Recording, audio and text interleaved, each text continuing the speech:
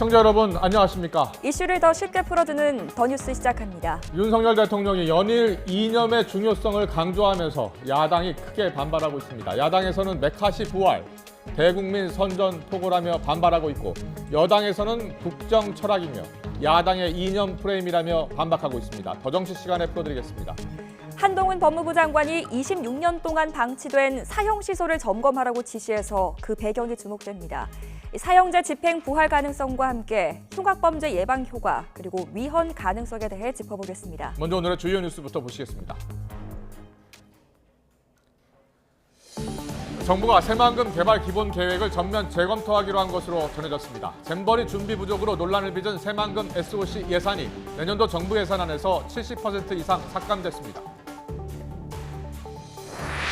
국회는 운영위원회를 열고 대통령실 업무보고를 받습니다. 홍범도 장군 흉상 이전 논란과 해병대 최상병 순직 사건 수사를 둘러싼 외압 의혹 등을 놓고 여야 공방이 예상됩니다. 지난달 은행권의 예금금리와 대출금리가 석 달 만에 나란히 하락세로 전환됐습니다. 주택담보대출은 고정금리 대출 비중이 넉 달 만에 상승세로 돌아섰습니다. 검찰이 한국토지주택공사와 조달청이 발조한 감리 입찰 담합 사건과 관련해 11개 건축사 사무소 업체 등에 대한 압수수색을 진행 중입니다. 검찰은 담합 규모가 수천억 원에 달하는 것으로 보고 강제 수사에 나섰습니다. 한동훈 법무부 장관이 사형 집행 시설을 제대로 관리하라는 지시를 내린 것으로 파악됐습니다. 다만 사형 집행을 전제로 한 게 아니라 사형제가 존치되는 상황에서 집행 시설을 적정하게 관리해야 한다는 취지인 것으로 전해졌습니다. 서울 은평구 소재 유명 척추 전문병원이 의료인이 아닌 간호조무사 등에게 대리 수술을 맡겼다는 의혹이 제기돼 압수수색을 받았습니다. 이 병원은 이미 사용했던 일회용 치료 재료를 임의로 소독해서 다시 사용했다는 혐의도 받고 있습니다. 남해상에서 북상하고 있는 두 개의 태풍 가운데 11호 태풍 하이쿠이는 다음 주쯤에 한반도 부근까지 북상할 가능성이 제기되고 있습니다. 이런 가운데 오늘 중에 12호 태풍 기러기도 발생할 전망입니다.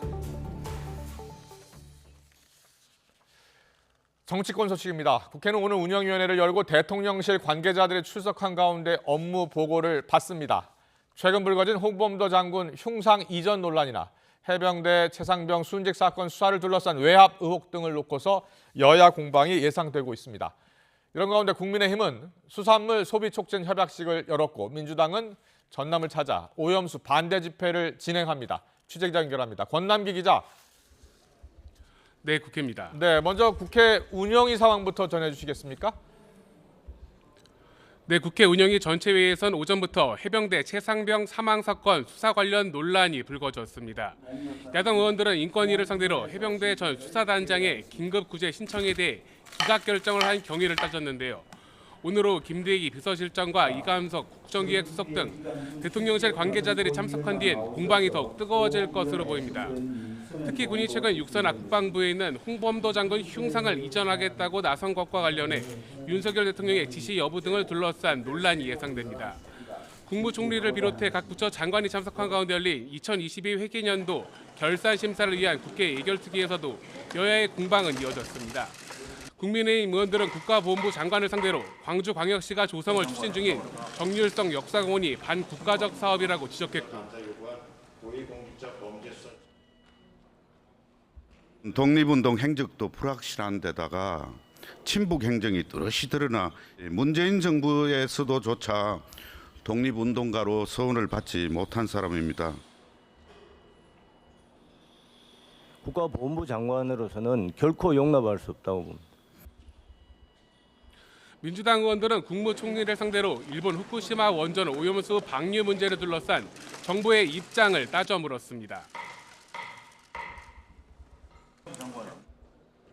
지금 이제 우리 정부는 도쿄전력의 입이 되어 버렸어요. 일본 정부의 입이 아니라 이젠 도쿄전력의 입. 아니 어떻게 도대체 정부가 국민을 위해서 얘기를 한다는데 도쿄전력이 입이다? 이런 가운데 잼버리 주무부처인 여성가족부의 김현숙 장관은 국회에서 기자들과 만나 국민께 사과한다면서 책임은 감사원 감사를 통해 밝혀질 것이라고 말했습니다. 누구의 책임에 대해서는 감사원 감사를 통해서 조사를 하면서 밝혀질 것이라고 생각하고요. 저는 여성가족부 장관으로서 그다음에 새만금 잼버리의 공동조직위원장의 한 사람으로서 그 야영을 하면서 불편을 겪었던 스카우트 대원들과 어떤 심려를 하셨던 국민들께 진심으로 사과의 말씀을 드리도록 하겠습니다. 네, 일본이 후쿠시마 원전 오염수 방류를 계속 이어가고 있는데요. 오염수라는 명칭을 두고도 논란이 벌어졌다고요? 네, 그렇습니다. 오늘 오전 국민의힘은 조승환 해수부 장관이 참석한 가운데 수협과 급식업체 관계자들이 모여 수산물 소비 활성화 협약식을 열었는데요. 이 자리에선 원전 오염수를 처리수로 불러야 한다는 수산업계의 주장이 나왔습니다. 이어 여당도 오염 처리수가 맞고 앞으로 이 용어를 공식화하겠다고 밝혔습니다. 국회 예결특위에 출석한 한덕수 국무총리는 관련 질의에 처리수로 용어를 변경할지 검토해보겠다며 오염수가 방류되는 것이 아니라 과학적 기준에 의해서 처리된 그 오염수가 방류되는 것이라고 강조했습니다. 오염수 용어 논란 속에 여야는 오늘도 관련 공방을 이어갔습니다. 여당은 우리 수산물에선 단 한 차례도 방사능이 검출된 적이 없다고 강조했고 민주당의 오염수 관련 공세는 거짓 선동이라고 비판했습니다. 그동안의 거짓 정치로 인한 소비 급감의 피해와 우리 수산물 안전에 대한 신뢰를 다시 회복하고 거짓 선동 정치를 완전히 몰아내기 위해서는 국민들의 전폭적인 지원이 절실합니다. 반면 이재명 대표 등 민주당 지도부는 전남을 찾아 현장 최고위원회를 열고 오염수 특위와 윤석열 정부의 무책임으로부터 국민을 지키겠다고 강조했습니다. 피해를 유발한 가해국 일본과 이를 방조한 우리 정부는 이에 대해 말 한마디 없습니다. 지역경제 전반의 피해가 불을 보듯 예견돼 있었고 이미 시작됐는데도 정부는 실효성 있는 대책을 내놓지 않고 있습니다. 민주당은 조금 뒤면 목포에서 일본 후쿠시마 원전 오염수 방류 반대 집회를 이어갑니다. 이런 가운데 정부가 새만금 개발을 전면 재검토하기로 한 것을 두고도 여야는 공방을 주고받았습니다. 국민의힘은 민주당을 향해 국가 발전에 대한 장기적 비전 없이 자신들의 정치 생명 연장수단으로 새만금 사업을 이용해왔다고 비판했습니다. 하지만 민주당은 역대 정부에서 균형 발전을 이루겠다는 간절한 염원이 담긴 사업이라며 새만금의 역사를 지우겠다는 것이 아니라면 재검토 계획을 다시 재검토하라고 반발했습니다. 지금까지 국회에서 전해드렸습니다. 네, 방금 들은 소식입니다. 거액의 가상자산을 보유하고 상임위 도중에 거래해서 논란이 됐었죠. 더불어민주당을 탈당한 김남국 의원 징계안 국회 윤리특위 소위에서 오늘 표결이 있었는데요. 제명안을 놓고 여야 위원, 여당 의원 3명, 야당 의원 3명이었는데요. 표결을 한 결과 3대3 찬성과 반대가 같아서 부결이 됐다는 뉴스 속보가 들어와 있습니다. 22일 표결이 예정됐었는데 당일 아침 김남국 의원이 내년 총선 불출마 선언을 하면서 연기가 됐었죠. 그래서 오늘 윤리특위 소위에서 표결이 있었고요. 여당 의원 3명, 야당 의원 3명, 국민의힘 의원 3명, 민주당 의원 3명이 표결을 했는데 3대3 찬성 반대 이렇게 나와서 징계안은 제명안이었습니다. 제명안이 부결됐다는 뉴스 속보가 들어와 있습니다. 관련 소식은 잠시 뒤에 취재기자 연결해서 좀 더 자세히 들어보겠습니다. 정부가 새만금 간척지 개발 기본 계획을 전면 수정하기로 했습니다. 한덕수 총리는 확실하게 경제 효과를 낼 수 있게 새만금 빅픽처를 짜라고 지시했는데 정부는 잼버리 파행과는 관계없는 일이라고 했습니다. 이승배 기자입니다. 한덕수 국무총리가 국토교통부 등에 새만금 기본계획을 다시 짜라고 지시했습니다. 확실한 경제 효과를 내려면 목표를 명확하게 재설정할 필요가 있다면서 기존 계획을 뛰어넘는 새만금 빅픽처를 짜달라고 주문했습니다. 새만금 개발 사업은 안정적인 식량 작업 대책을 마련하기 위해 지난 1991년부터 본격 시작됐습니다. 군산과 부안을 연결하는 세계 최장 방조제 33.9km를 축조해 땅 규모가 판교의 45배에 이르는 최대 간척 사업입니다.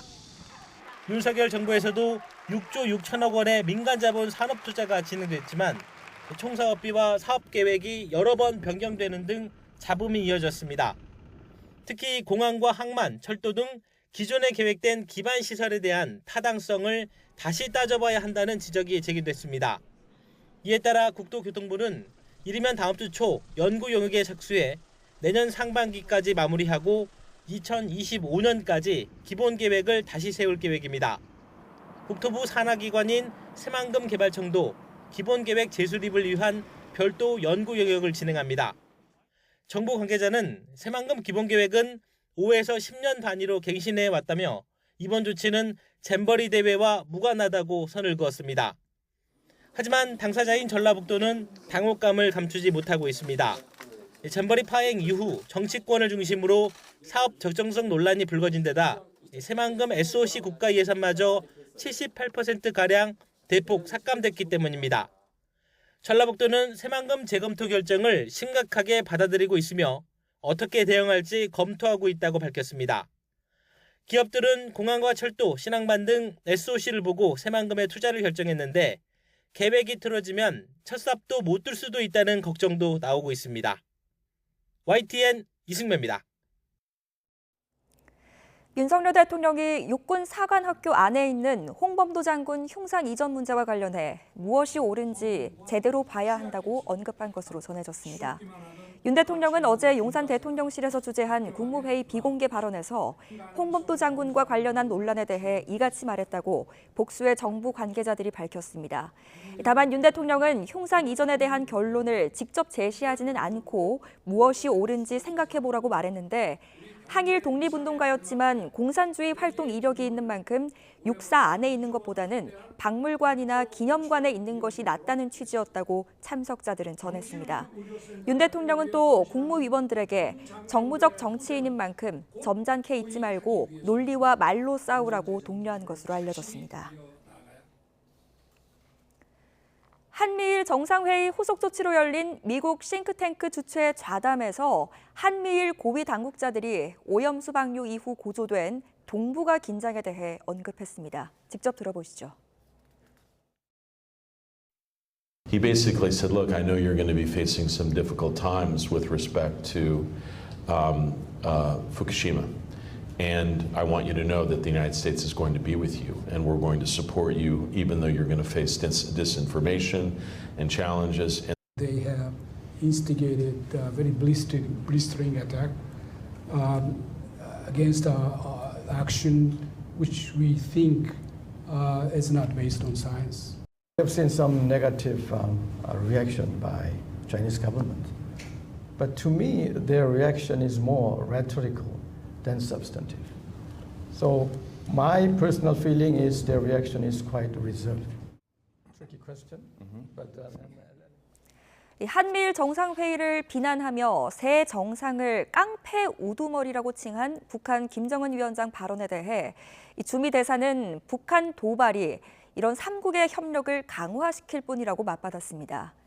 백악관은 김정은의 이런 막말과 관련해서 북한과 대화의 문은 열려 있다는 점을 거듭 강조했습니다. 워싱턴에서 권준기 특파원이 취재했습니다. 캠프 데이비드 한미일 정상회의에 배석했던 백악관 국가안보회의 조정관과 한일 주미대사가 모인 싱크탱크 대담. 커트 캠벨 조정관은 과거 미국이 주도했던 한미일 관계가 이번 정상회의에서는 보다 동등한 위치라는 걸 확인했다고 말했습니다. The leader of progress was not necessarily the United States. It was Japan or South Korea, given on specific matters, on technology, on Ukraine. 북한 김정은 위원장이 한미일 정상을 깡패 우두머리라고 비난한 데 대해 조현동 주미대사는 북한 도발은 3국 공조만 강화시킬 뿐이라는 윤석열 대통령 발언을 전했습니다. The continued provocation and the continued violation of multiple UN Security Council resolutions by North Korea will only strengthen the trilateral security cooperation among the three countries. 백악관 브리핑에서 대변인은 김정은의 막말을 들었다면서도 즉답은 피했습니다. 다만 북한과 외교적 해법을 추구한다는 기존 입장을 재확인했습니다. The lines of communication with the DPRK remains open. that is something that we are certainly open and willing to have. I just don't have anything to say specifically about those comments. 지난주 위성 발사를 실패한 북한이 자신들의 기술을 감추기 위해 일부러 위성을 자폭시켰다는 주장에 대해 미 국방부는 면밀히 모니터링했지만 확인된 건 없다고 말했습니다.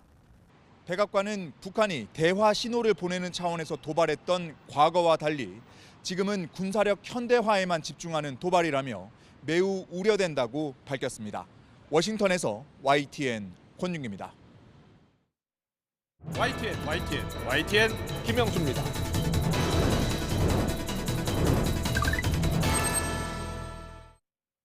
힘이 세고 강력한 가을 태풍이 북상하고 있습니다. 올해는 동아시아 주변 해역에 여러 개의 태풍이 동시다발로 만들어지고 있어서 주의가 필요합니다.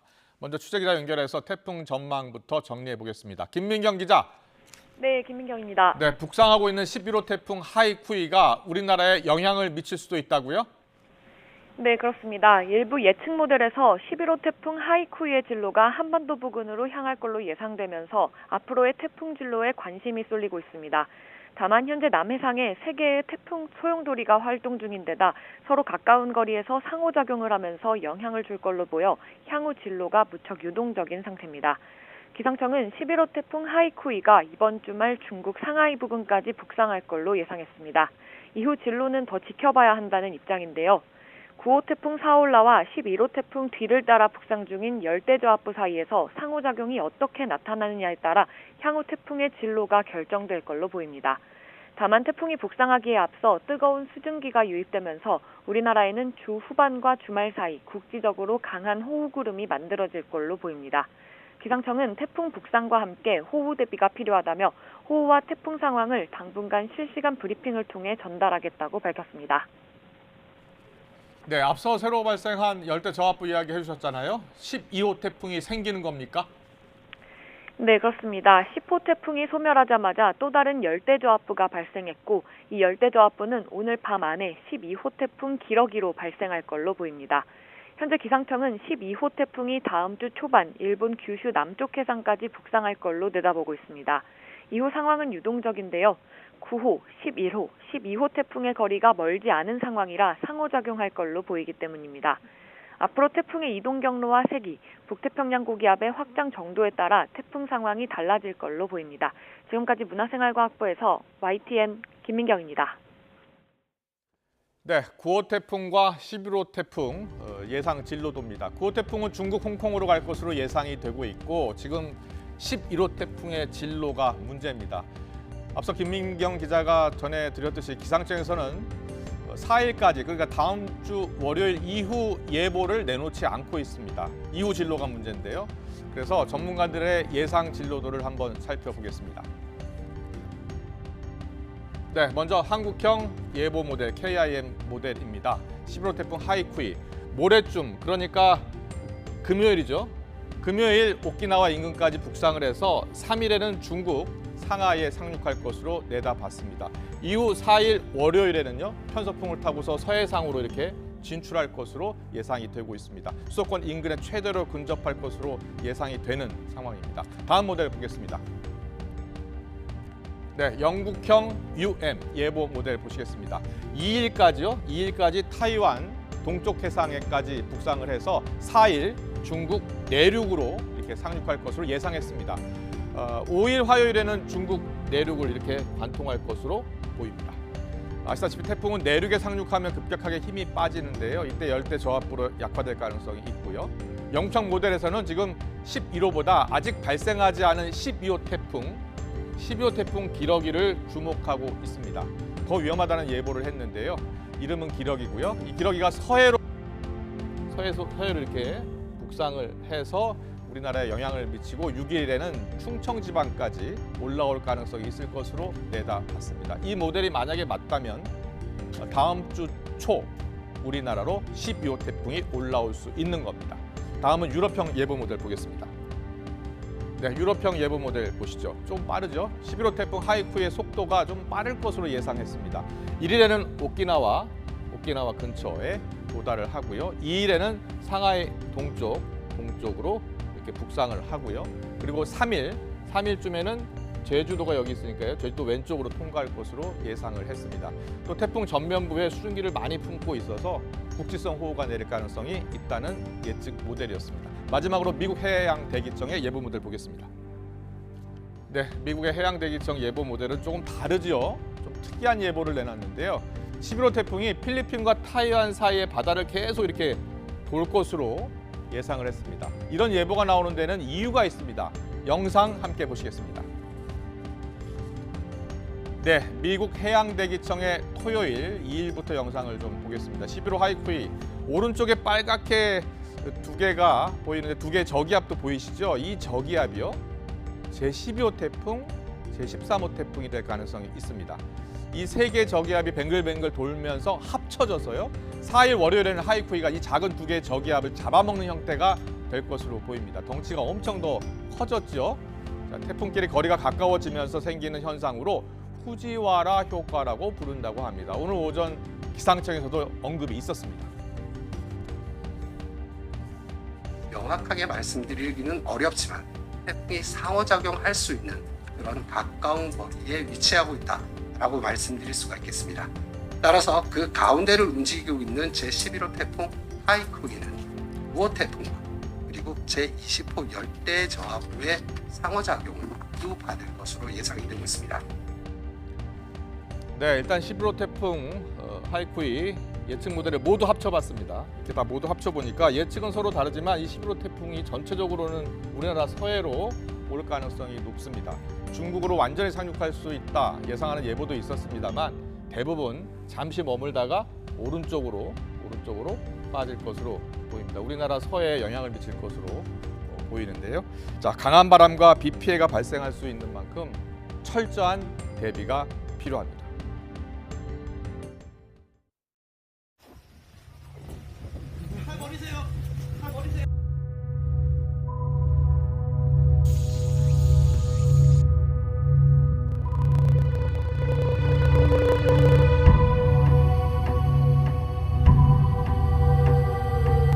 사용제도를 부활해줬으면 좋겠어요. 우리 세금으로 그 사람은 따뜻한 삼시세끼를 먹을 거잖아요. 그게 용서가 안 돼요. 좀 더 범죄 예방적 측면을 더 강조해야 되죠. 거의 많은 경우에 국가들이 사용을 폐지한 세가 있다 보니까 사형제 유연 여부에 대한 결정이 얼마 남지 않았고 결과적으로 우리 사회는 그 결정 이후에 뭔가 방법을 찾아야 되는 상황입니다. 가석방 없는 무기형을 신설하는 방안이 그래서 사형 집행이 어렵다면 절대로 가석방할 수 없는 종신형 제도를 만들고 저희는 사형제를 아직 합헌으로 유지하고 있고 사형을 언제든 집행할 수 있는 나라입니다.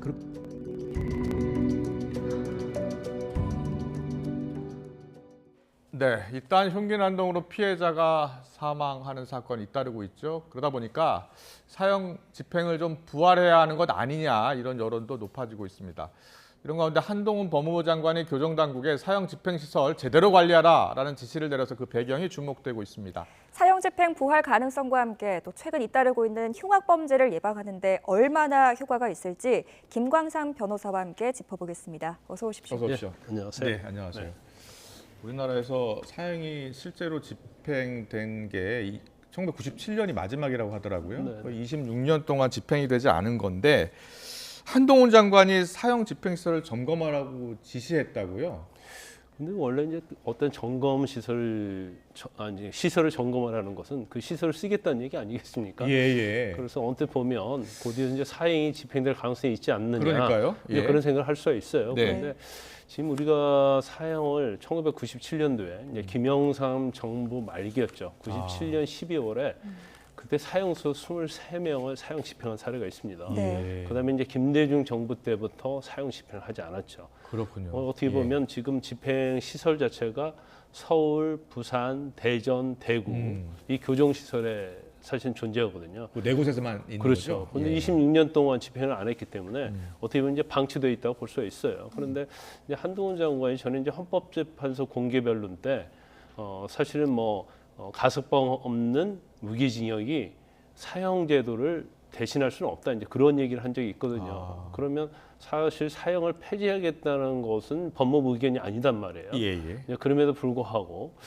이렇게 점검을 하라는 얘기는 뭐 무슨 시그널이 있지 않느냐 건데 제가 볼 때는 그냥 통상적 수준에 있어서 점검, 시설, 관리 이런 차원이지 뭐 사용을 집행하겠다 이런 취지는 아닌 걸로 보입니다. 네, 네. 법조계에서도 대체적으로 그렇게 보고 있습니까? 그렇죠. 뭐 일종의 경고성. 이제 최근에 이제 묻지마 범죄랄지 굉장히 강력 범죄, 흉악 그러니까요. 범죄가 횡행하고 예. 있잖아요. 네. 그래서 사실 그런 흉악 범죄에 있어서는 뭐 사형을 집행한다는 것이 범죄 예방적 효과가 좀 있을 수 있어요. 네. 그런 차원도 되고 경우 때문에 경각심을 좀 기르겠다. 그래서 향후에 어떤 흉악 범죄랄지 묻지마 범죄에 대한 경고성. 네. 그래서 좀 그래도 조금 영향은 좀 있지 않을까 하는 뭐 그런 생각이 아닌가 싶습니다. 그렇군요.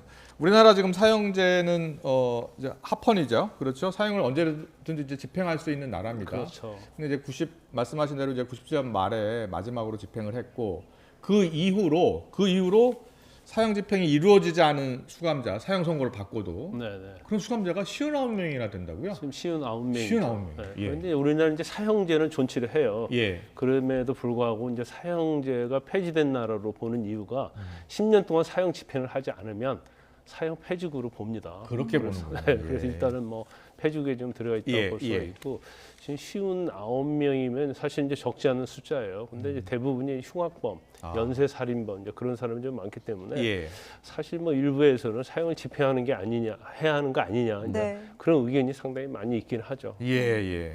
또 최근 들어서 이런 흉악 범죄가 잇따르고 있다고 보니까 국민 여론 중에 10명 중 7명은 사형 제도를 부활시켜야 한다 이런 여론이 있는데 여기에 대해서 어떻게 생각하십니까? 일단 이제 여론조사는요 네. 사형 제도를 존치한다는 여론이 굉장히 높았어요. 그러니까 예. 제 기억으로는 한 번도 사형제도 폐지해야 한다는 여론이 높은 적은 없는 것 같아요. 그렇군요. 네. 가장 예, 최근 것이 이제 2021년도에 예. 갤럽에서 조사한 거거든요. 네. 근데 77% 이상이 사형제도가 존치해야 한다 이렇게 찬성을 했고요. 예. 또 특히 이제 존치와 관련해서는 특히 이제 흉악범에 대해서는 이제 집행을 해야 한다는 의견이 거의 뭐 90% 넘을 정도로 굉장히 많았어요. 그래서 예. 현재 우리나라 국민의 감정은 흉악범이랄지 굉장히 강력범에 대해서는 사형을 제도가 존치해야 하고 또 사형을 집행하는 것이 맞다 이렇게 보는 것 같습니다. 그렇군요. 예. 사형 집행을 부활해야 한다는 여론. 이 속에 이 피해자 가족들이 요구하는 경우가 많아요. 그 삶이 네. 그 목숨을 잃은 피해자 가족들의 삶이 얼마나 힘들겠습니까? 예. 피해자 가족 입장에서 보면 제가 볼 때는 이제 당연하다고 봐요. 예, 그래서 대부분 이제 살인 사건에 있어서 흉악범 사건에 있어서 피해자 유족들은 전부 다 사형을 집행해달라, 사형을 선고하고 예. 또 사형도 집행해야 한다고 주장을 많이 하고 있죠. 그럼 어떻게 보면 자신의 가족이 피해를 입은 것에 대한 분노, 예. 또 감정 예. 이런 거라고 볼 수 있어요. 그래서 사형제도 어떤 존치 이유 중에 하나로 그걸 들은 경우가 꽤 있죠. 네. 그러니까 어떤 뭐 피해자 유족은 할 수 있는 게 없잖아요. 예. 단지 법원의 선고에 의해서 어떻게 보면 대신 뭐 형을 선고해서 형을 살게 하는데 예를 들어서 뭐 피해자 가족들 또 이제 연쇄 살인범의 경우에는 피해자들이 굉장히 억울하게 많이 죽었잖아요. 네, 네. 그럼에도 불구하고 교도소에서 사형을 집행하지 않고 평생 동안 먹여주면서 국민의 세금으로 구치소나 교도소에서 삶을 유지하게 한다. 이거 자체는 어떻게 보면 피해자 유족 입장에서는 사실은 용인할 수 없는 부분이 좀 있죠. 그런데요. 59명 사형 집행이 되지 않은 59명 가운데 유영철 17차례 노인과 부녀자 20명을 연쇄살인, 네. 또 강호순 여성 10명을 살해한 혐의로 2009년에 기소가 됐고요. 근데 이렇게 보면 아주 흉악범들이 있지 않습니까? 이런 유영철, 강호순 같은 사람들은 교도소에서 실제로 어떻게 잘 생활을 합니까?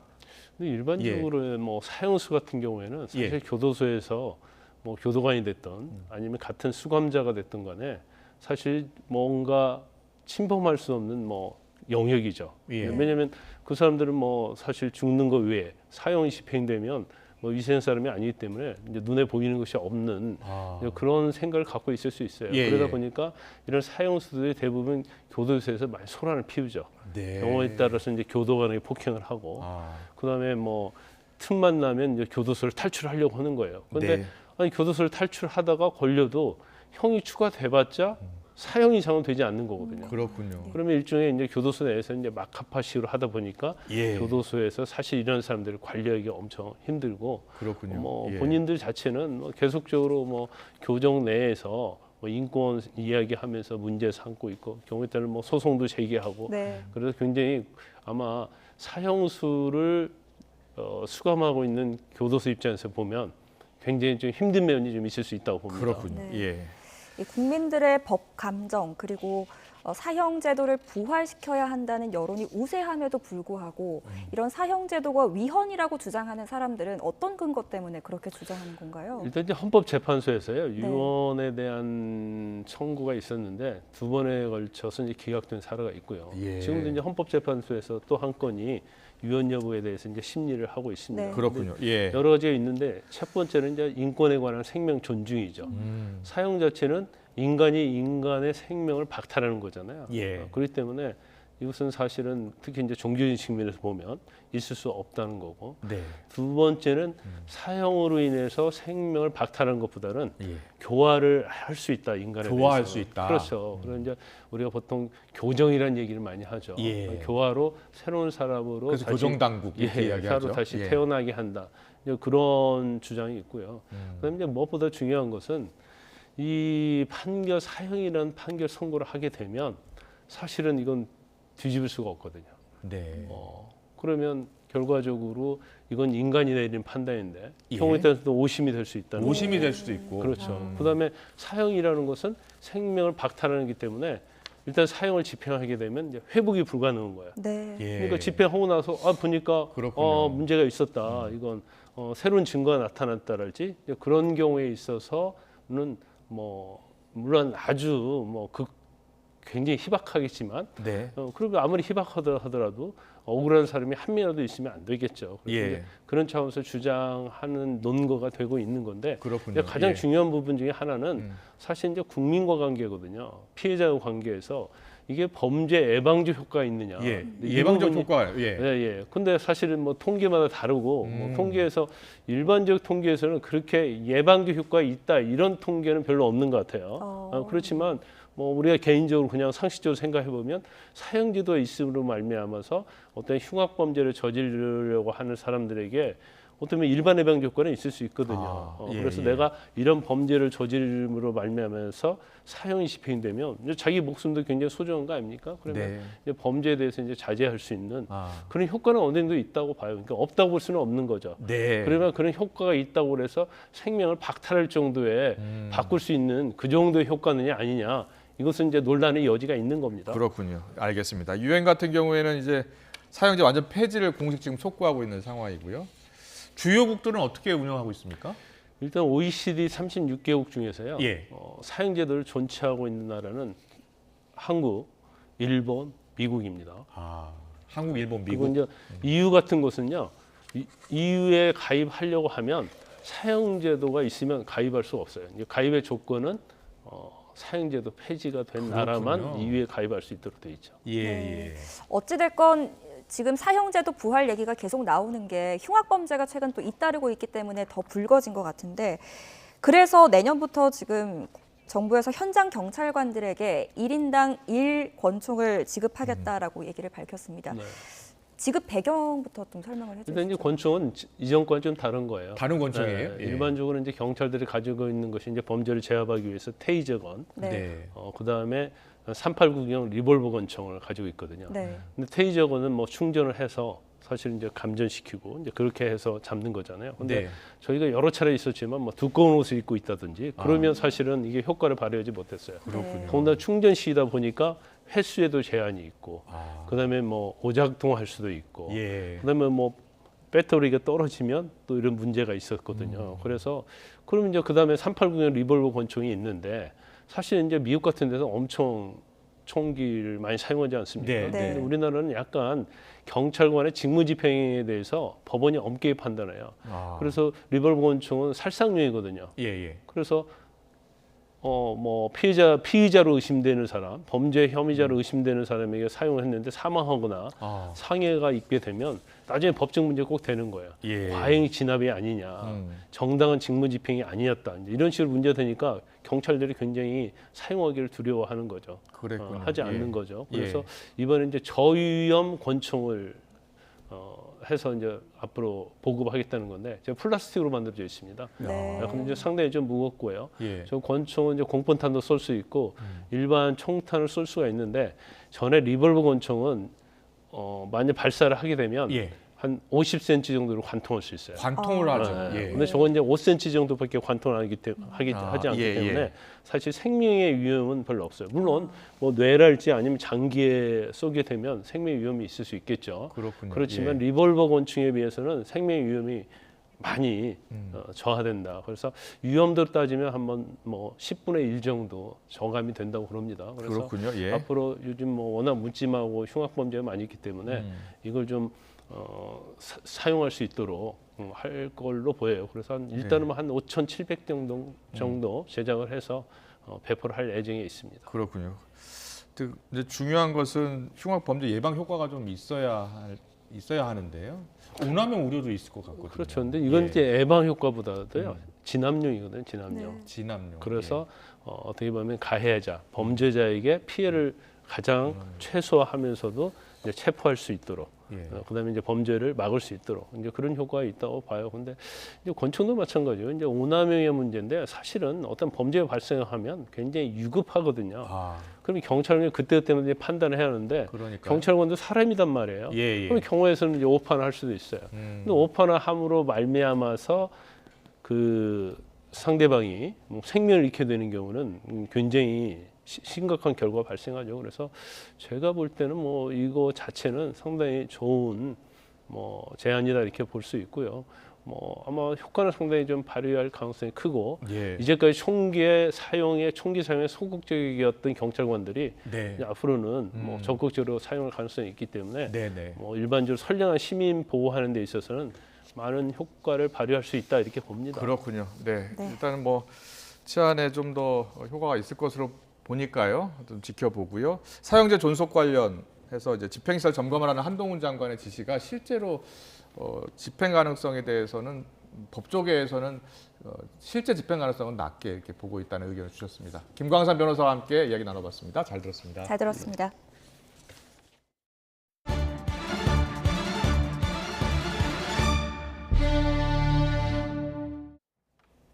최근 한 달 동안 발생한 강력범죄 피의자들의 신상이 잇따라 공개됐지만 신상 공개 기준에 대한 논란은 여전히 이어지고 있습니다. 비슷한 수준의 범죄를 저지르고도 신상 공개 여부가 갈리는 경우가 있어서 기준을 보다 정교하게 다듬어야 한다는 지적이 나오고 있습니다. 안동준 기자입니다. 각각 서울 신림역과 경기 성남 서현역 인근에서 흉기 난동을 벌인 조선과 최원종, 또 서울 신림동에서 여성을 성폭행하고 살해한 최윤종까지 지난 한 달 사이 강력범죄자 3명의 이름과 나이, 얼굴이 잇따라 공개됐습니다. 2010년 신상공개제도가 도입된 뒤 지금까지 신상정보공개심의위원회가 열린 건 모두 76차례. 신상공개가 결정된 피의자는 49명에 이릅니다. 범죄가 얼마나 잔혹하고 피해가 중대한지, 피의자가 죄를 저질렀다고 믿을 증거가 충분한지, 재범 방지 등 공공의 이익에 부합하는지, 그리고 피의자가 성인인지가 신상공개의 기준입니다. 하지만 기준이 추상적인 만큼 신상을 공개하기로 또는 공개하지 않기로 결정할 때마다 논란이 끊이지 않았습니다. 지난 2016년 강남역 화장실 살인사건 당시 경찰이 인권침해 소지가 크다며 피의자 신상을 비공개해 시민들의 공분을 샀던 게 대표적입니다. 특히 경찰청이 아닌 개별 사건을 담당하는 시도경찰청이 심의위원회를 열다 보니 판단이 제각각이라는 비판도 나옵니다. 체크리스트 등을 만들어서 상당히 그 객관화하려고 하는 시도 자체를 했지만, 근데 그럼에도 불구하고 해석에 따라 달라질 여지는 여전히 존재하고 있는 것이죠. 또 현행법상 수사를 받는 피의자에 한정된 신상 공개 대상을 재판에 넘겨진 피고인으로 확대해야 한다는 목소리도 있습니다. 신상 공개 기준에 부합하는 혐의 사실이 재판 과정에서 새로 드러나면 신상을 공개할 수 있도록 제도 보완이 필요하다는 겁니다. 그러면 수사 단계에선 강력범죄에 속하지 않는 중상해죄가 적용돼 신상 공개 대상이 아니었다가 기소 이후 혐의가 바뀐 부산 돌려차기 사건 같은 경우에도 신상공개 논의를 진행할 수 있습니다.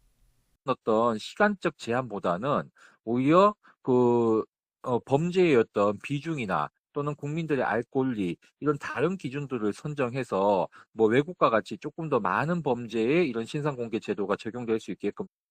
반면 범죄자 신상공개 제도가 무죄 추정 원칙이라는 대원칙에 어긋나는 데다 범죄 예방 효과도 크지 않다는 주장도 있습니다.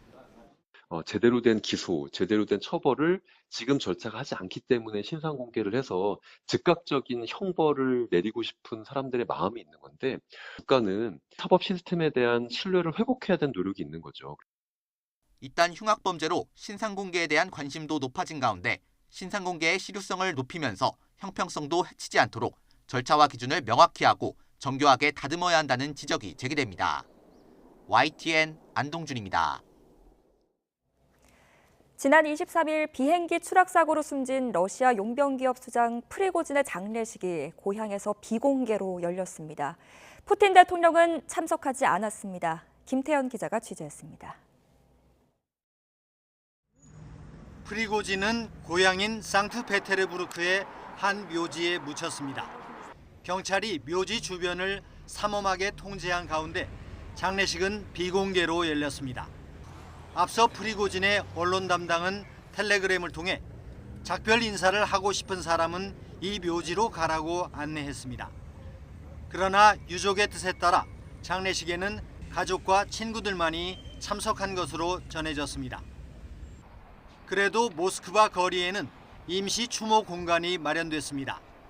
많은 시민들이 크렘린궁에서 몇백 미터 떨어진 이곳을 찾아 프리고진과 측근들을 애도했습니다. Вся страна у нас, все нормальные люди, все нормальные люди, здравомыслящие, все страдают, все переживают об этом несчастье. И вообще, о всех раненых, о всех наших ребят. 장례식에 참석할지 관심을 모았던 푸틴 대통령은 결국 참석하지 않았습니다.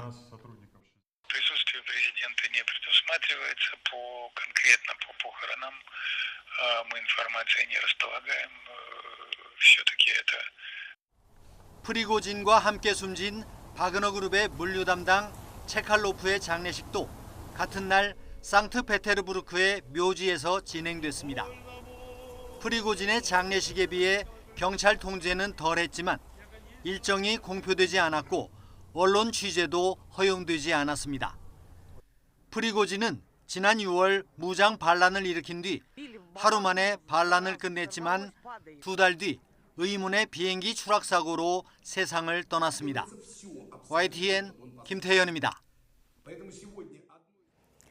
러시아가 우크라이나를 침공한 지 1년 반이 지났습니다. 우크라이나에서는 군인 7만 명가량이 숨진 것으로 추산되는데 영토 수복을 위한 대반격 이후 사망자가 4배나 늘어난 것으로 파악되고 있습니다. 조용성 기자가 보도합니다.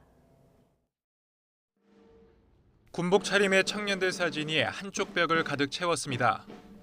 그 앞에 우크라이나 젤렌스키 대통령이 무릎을 꿇고 헌화합니다. 독립과 주권, 영토 보존을 위해 희생된 이들을 기리는 수호자 추모의 날입니다. Незалежність України, свободу для усіх наших людей, цілісність України, право України бути серед вільних націй. 지난해 2월 러시아가 특별 군사작전이라는 이름으로 전쟁을 일으킨 지 18개월이 지났습니다. 우크라이나는 기밀이라는 이유로 공식 사상자 수는 밝히지 않고 있지만 뉴욕타임스는 숨진 군인이 7만 명에 이를 것으로 보고 있습니다. 미국 정보당국이 최대 17,000여 명 사망으로 추산했던 넉 달 전보다 4배 늘었습니다. 최근 우크라이나가 영토 수복을 위한 반격에 나선 이후 사망자가 빠르게 늘었다는 분석이 따릅니다. На жаль, кількість смертей вже дуже завелика, але кожна смерть біль, відчувається біль. Непоправні втрати. Цвіт нації гине. молодий. 무고한 민간인 사망자는 9,100여 명. 학교는 1,300곳이 파괴되면서 수업을 받고 있는 아이는 3명 가운데 1명인 것으로 파악됐습니다. This senseless and reckless attack have left many Ukrainian children deeply distressed and without a safe space to learn. 이런 가운데 프란치스코 교황이 러시아 청년 신자들에게 러시아 황제 차르의 후예임을 기억하라고 연설한 것이 알려지면서 우크라이나 외무부는 침공을 정당화하려는 러시아의 선정과 맞닿아 있다며 강한 유감을 표했습니다. YTN 조용성입니다. 이런 가운데 러시아의 서북부 지역에 있는 프스코프 공항에 공격용 드론이 날아와 군 수송기 4대가 파손됐다고 타스통신과 로이터 통신 등이 보도했습니다. 우크라이나와는 600km 이상 떨어져 있는 이 프스코프 공항은 국제공항으로 민군 공용으로 쓰이고 있는데 이번 드론 공격으로 러시아 공군의 주력 수송기 4대가 파괴된 것으로 알려졌습니다. 네, 이 시각 간추린 뉴스입니다. 인천지방검찰청과 인천공항본부 세관 합동수사팀은 재작년 12월부터 태국에서 케타민 등 마약류를 밀수해 강남 클럽 등에 유통한 혐의로 4개 조직 27명을 붙잡고 그 가운데 25명을 구속했습니다. 대전 동부경찰서는 지난 5월 대전 천동아파트 공사 현장에서 공구함을 부수고 글라인더를 훔치는 등 전국 공사장 24곳에서 1억여 원 상당의 공구를 훔친 혐의로 40대 남성을 구속 송치했습니다. 진보정당 민중당에 불법 정치자금 8천만 원을 건넨 혐의를 받는 민주노총 건설노조 간부들이 구속 갈림길에 섰습니다.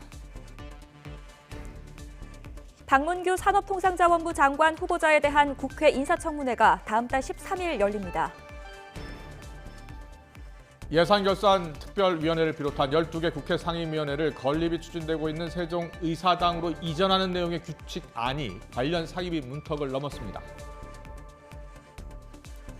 중소도시에서 문을 닫는 버스터미널이 늘면서 발생하는 교통 불균형을 해소하기 위해 당정이 영세터미널의 재산세를 감면하고 갑자기 사라지는 터미널이 없도록 휴폐업 사전신고제 도입을 추진합니다. 백화점 휴게시설에서 10살 미만 유아와 아동의 출입을 제한하는 것은 차별이라는 국가인권위원회의 판단이 나왔습니다. 지난 2분기 여성 1명이 평생 낳을 것으로 예상되는 평균 출생아 수를 뜻하는 합계 출산율이 0.7명으로 역대 최저 기록을 갈아치웠습니다. 올해 전국 유치원과 초중고등학교 학생 수는 578만여 명으로 지난해보다 9만 6천 명 줄어든 것으로 나타났습니다. 류승환 감독의 해양범죄 액션 밀수가 누적 관객 수 500만 명을 돌파해 올여름 개봉한 한국 영화 가운데 최고 흥행작에 올랐습니다. 프로농구 최고 인기팀인 KCC가 연고지를 22년 만에 전주에서 부산으로 옮깁니다.